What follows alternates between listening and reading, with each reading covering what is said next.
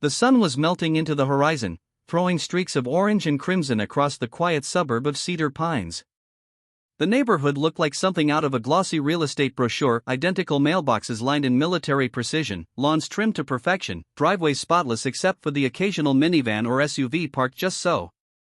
But my driveway wasn't spotless. It was empty. The gravel patch where my ATV should have been looked like a crime scene to me. The faint impression of the tires still lingered in the dust, a ghostly outline of what had been there just this morning. My heart thudded like a drum. At first, I thought maybe I'd parked it somewhere else, maybe in the garage. But no, I had washed it yesterday, parked it right there, and locked the steering. It was gone. And deep down, I already knew who had taken it. A sudden crunch of gravel made me spin around. My neighbor, Tyler Jensen, was hurrying across the street, holding up his phone. His face said everything before he even spoke. "Man, I got it on my doorbell cam," he said, a note of disbelief in his voice. "You're not gonna like this." I snatched the phone and hit play. The footage was crystal clear. There she was, Madison Wilcox, the bleach-blonde crown princess of Cedar Pines, strutting into my driveway in broad daylight like she owned the place. She wasn't alone. 2 of her friends followed her, giggling. Madison crouched down, popped open the ignition panel, and hotwired my ATV like it was a party trick. The moment it roared to life, she threw her head back and laughed, revving the engine before tearing out of my driveway, gravel spraying everywhere. And then, just before the footage cut, she looked straight at the camera. And flipped me off. I felt my blood pressure spike. "She really doesn't care, huh?" Tyler muttered, rubbing the back of his neck. "No," I said, my voice flat and cold. "But she's about to." I marched straight down the street, past the manicured hedges and HOA-approved garden gnomes, until I reached the one house that made my teeth grind every time I saw it, the Wilcox residence. Even their door looked smug. I jabbed the doorbell and waited. Catherine Wilcox, the Catherine Wilcox, self-appointed queen of the Cedar Pines Homeowners Association, opened the door with a glass of white wine in one hand and an expression that suggested I had already inconvenienced her evening. "Yes," she said, arching an eyebrow. "Your daughter stole my ATV," I said flatly. Her other eyebrow joined the first. "Excuse me? I have video proof." She and her friends hotwired it, drove it out of my driveway, and... Catherine laughed. Actually laughed. It was sharp and dismissive, like the sound of someone brushing dirt off a designer shoe. "Listen, Mr. Miller, my daughter does not steal. If she borrowed your little toy, I'm sure it was just for a quick ride." "And really, calling the police? Over this? Borrowed?" I repeated, my voice rising. "She broke into it." She took a sip of wine, completely unfazed. "If you're new to this community, you'll learn that we handle things internally. We don't call the sheriff every time a teenager acts up. And if you think this neighborhood is going to take kindly to you dragging Madison's name through the mud, you're sorely mistaken." That was it. That was the moment my patience died. I didn't argue. I didn't shout. I just nodded, turned around, and walked away, her smug laughter following me all the way back to my house. Inside, I grabbed my phone and dialed the sheriff's office. By the time Deputy Sarah Locke pulled into my driveway, the sky had turned purple and the cicadas were screaming from the trees. She stepped out of the cruiser with a professional but sympathetic expression, her dark hair pulled into a neat bun under her hat. "You've got video?" she asked. "Right here." I handed her my laptop, queued up the footage, and crossed my arms. She watched it twice, her jaw tightening. "Yeah, this isn't some prank. That's felony theft." "Good," I said. "I want to press charges." Sarah nodded. "We'll file the report. If she doesn't return it voluntarily, we'll get a warrant." I barely slept that night. Every time I closed my eyes, I saw Madison's smug grin, her middle finger raised to the camera. 2 days later, my ATV turned up. Deputies found it abandoned in the woods behind the high school, caked in mud, the front bumper cracked and the exhaust pipe bent like a pretzel. It looked like it had been used for a demolition derby. I stood there staring at it as the tow truck driver loaded it onto the flatbed. My throat burned. This wasn't just theft. This was personal. That afternoon, deputies showed up at the Wilcox house. I stood on my porch and watched. Catherine tried to block the doorway, hands on her hips, shouting about unlawful harassment and threatening to take this straight to the mayor. But in the end, it didn't matter.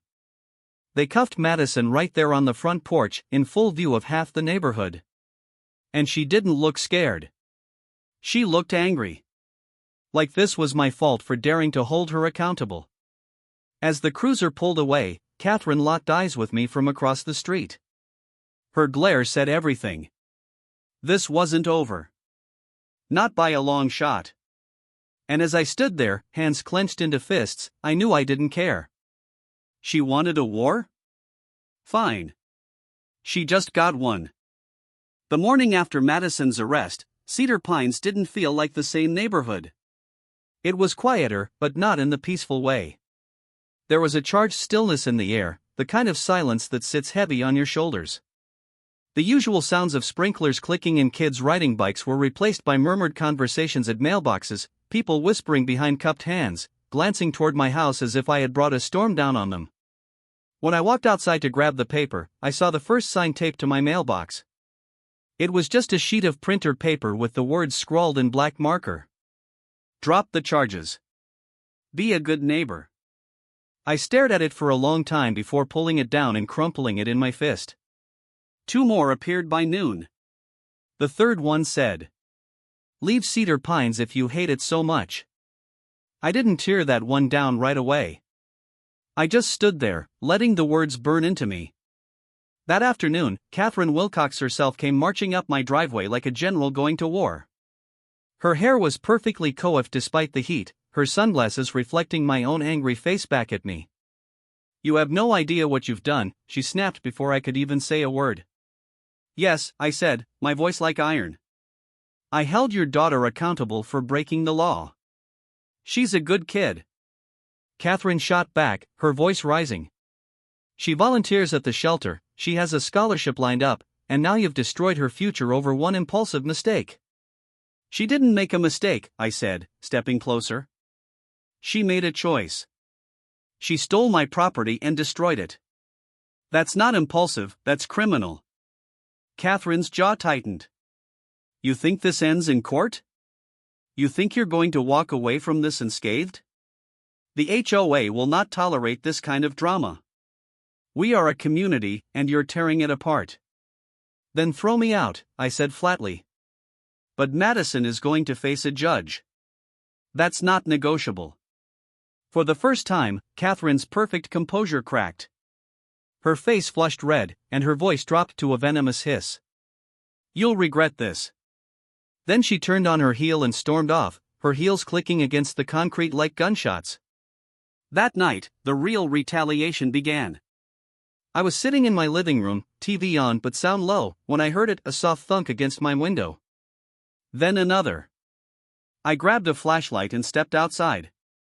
Eggs. 3 of them, dripping down the siding of my house.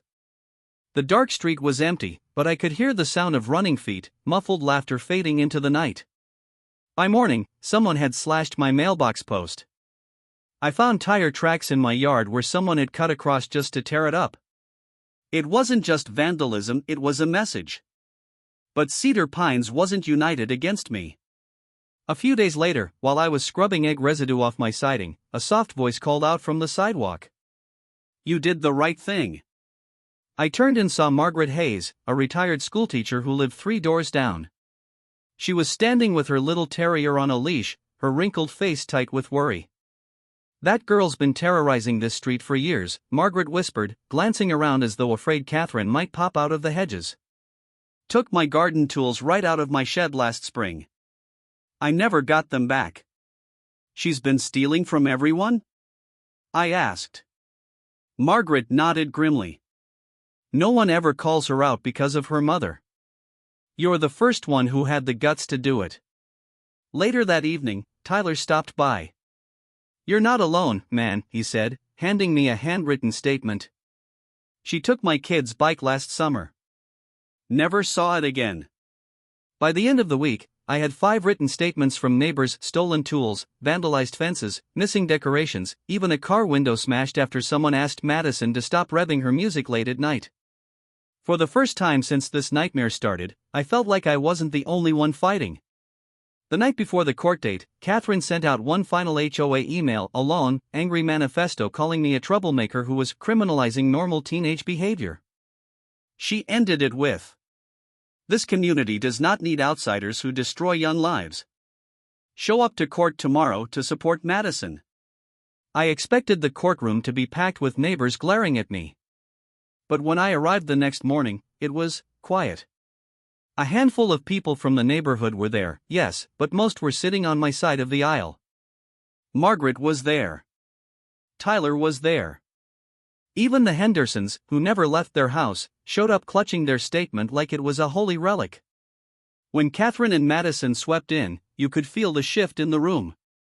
Catherine was dressed like she was heading to a board meeting, chin lifted high, projecting power. Madison trailed behind, chewing gum, scrolling on her phone, completely unfazed. When she saw me, she smirked. It wasn't fear I saw in her face, it was defiance. And in that moment, I made myself a promise. She was going to face the consequences. Even if it meant burning every bridge in Cedar Pines to the ground. The morning of the hearing felt heavier than any storm I'd ever weathered. I sat in the courthouse parking lot for a full 5 minutes, gripping the steering wheel and staring at the brick building like it was the mouth of some great beast that might swallow me whole. My repaired ATV had cost nearly 3 months' pay and still wasn't the same. My siding was still stained from the eggs. My mailbox still leaned slightly where the post had been slashed. But today wasn't about any of that. Today was about making sure Madison Wilcox faced consequences, real consequences, for the first time in her life. I stepped inside and found the courtroom already half full. People were sitting in uneasy silence, the air humming with tension. Some neighbors glanced at me and nodded, quiet, encouraging gestures. Others avoided my eyes. Catherine Wilcox sat near the front, wearing a navy suit and pearls, her posture ramrod straight, projecting authority as if she owned the place. Madison sat next to her, slouched, one leg bouncing lazily, chewing gum and scrolling on her phone. When she saw me, she smirked, that same smug smirk from the doorbell footage. I clenched my jaw and took a seat with my folder of evidence clutched tight in my hands. When Judge Eleanor Price entered the room, the entire space seemed to straighten up. She was a small woman in her 60s, silver hair neatly pinned back, but her presence filled the courtroom. "This hearing will now come to order," she said, her voice steady, no nonsense. The charges were read aloud: grand theft auto and criminal mischief. Madison barely looked up from her phone. Catherine was the first to speak. She rose gracefully, every movement rehearsed, her voice smooth as silk. "Your Honor," she began, "this entire ordeal has been blown completely out of proportion. My daughter is a bright young woman with a full scholarship ahead of her. She borrowed the plaintiff's ATV for a school project. Yes, she damaged it, but teenagers make mistakes. We are here today because Mr. Miller refused every attempt at resolving this privately. This is nothing more than a vendetta against my family." I nearly laughed out loud. A vendetta? Judge Price's expression remained neutral, but she raised a hand. "Thank you, Mrs. Wilcox. Mr. Miller, please present your evidence." I stood and walked to the bench, my palms sweating, heart hammering in my chest. "Your Honor," I said, forcing my voice to stay calm, "this wasn't borrowing. It was theft." I played the video footage on the screen. Madison appeared, crystal clear, walking into my driveway, crouching over the ignition, hot wiring the ATV with practiced ease. The courtroom was silent except for the sound of the engine roaring to life on the recording. When Madison flipped off the camera, a few people actually gasped. Judge Price's face remained unreadable, but she leaned back slowly. "Continue." I presented photos of the ATV after it had been recovered, caked in mud, bumper cracked, exhaust bent. Then I laid out my repair bills, receipts, and registration documents. Finally, I turned toward the gallery. "And I'm not the only one she's done this to." Margaret Hayes stood shakily and approached the stand. Her voice trembled at first but grew stronger as she spoke. "She stole my gardening tools last spring," Margaret said. "I reported it to the HOA, but nothing was done. I've lived here 30 years, Your Honor. I've never seen a kid behave this way." Tyler followed, holding up a photo of his son's missing bike. "This was taken from our driveway. We never got it back." And when I confronted Madison, she laughed in my face. One by one, neighbors came forward, the Hendersons with their vandalized fence, a quiet man named Carl who said Madison keyed his car after he asked her not to park in his driveway. Every statement was a brick stacking higher and higher, until the weight of it all became undeniable. Through it all, Catherine's face hardened like stone. Madison had stopped chewing her gum. The smirk was gone now. She sat rigid, arms crossed, glaring at the floor as though if she just stared hard enough, it might all go away. When the last witness finished, Judge Price looked directly at Madison. "Miss Wilcox, do you have anything you'd like to say?" Madison hesitated, then shrugged. "I didn't think it was a big deal," she muttered. "Everyone in this neighborhood treats me like a criminal anyway. Guess I just gave them what they wanted. That was it. No apology. No remorse. Just defiance." Judge Price sighed, the sound sharp in the quiet room. "Madison Wilcox," she said, "this is not a misunderstanding. This is a pattern of behavior, theft, vandalism, harassment. Your actions have impacted nearly every person sitting in this room today. And I will not allow this community to be terrorized any longer." She struck the gavel once, hard enough to make Madison flinch. "Guilty on all counts. 6 months in juvenile detention, with mandatory counseling. Full restitution to Mr. Miller for damages." The gavel struck again. It was over. For a moment, the courtroom stayed frozen, no one breathed. Then, slowly, a few people on my side of the aisle started nodding, whispering to each other. Catherine shot to her feet, outrage written all over her face. "This is absurd. We'll appeal. My daughter." "Sit down, Mrs. Wilcox," Judge Price said sharply. "Court is adjourned." The bailiff guided Madison away, and for the first time, I saw something in her eyes that hadn't been there before. Fear. Outside the courthouse, Catherine caught up to me, her heels clicking on the pavement like gunfire. "You'll regret this," she hissed. "No," I said, meeting her glare. "I think Cedar Pines just got safer." She didn't respond. She just stood there, watching as neighbors gathered around me. Tyler clapped me on the shoulder. Margaret smiled for the first time in years. By the weekend, someone had fixed my slashed mailbox. Tyler helped me buff the scratches out of my truck. The next time I rode my ATV down the street, kids waved and cheered like I was leading a parade. Madison had claimed she was untouchable. But now she was gone, and for the first time since I'd moved here, Cedar Pines felt like home.